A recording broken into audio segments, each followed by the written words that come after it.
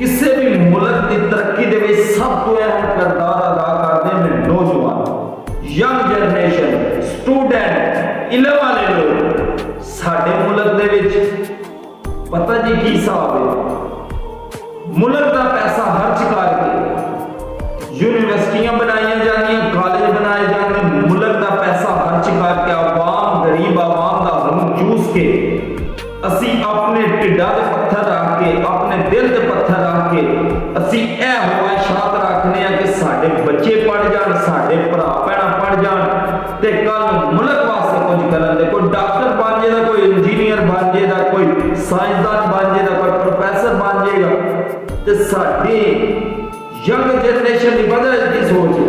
साडे नौजवानों की, स्टूडेंटां की, यंग जनरेशन की पता की सोच है। असी आने असी पढ़ के ना ते अमेरिका जाके नौकरी करनी, कर्मा लियो तुहानू असी अपने दिल दे पत्थर रख के, अपने ढिड बन के पढ़ा रहे हैं ते इस वास्ते पढ़ा रहे हैं कि तुसी अपने मुल्के पाकिस्तान नू छड्ड के जाके गोरियां दे नौकर बनो। तुसी इस वास्ते पढ़ाई पे करदे हो, तुसी इत्थों पढ़ाइयां करके मुल्क दे खजाने च पैसे लवा के जाके गोरियां दी नौकरियां करो, जाके उत्थे नौकरियां करो, उन्हां दे नौकर बनो। या तुहाडा काम बनदा है इलम वाले हो, तुसी बेहतर जानदे हो, तुहाडा काम बनदा पढ़ाई तुसी इत्थों करदे हो ते मुल्क दे पैसे दे विचों, मुल्क दी आवाम दे पैसे चों, टैक्सां दे पैसे चों तुहानू पढ़ाया जा रहा है, अच्छी तालीम दी जा रही है, तुहानू सारी सहूलियात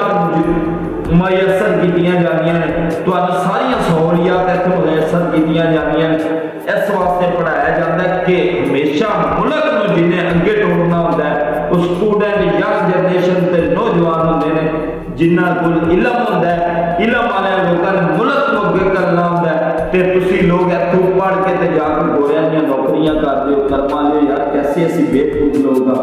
ये सिर्फ मोटिवेशनल वीडियो कि ये तुम सबक हासिल करो ना कि दिल ते कोई गल लियो। मेहरबानी है तुहाडी, ये गल नूं याद सोचियो।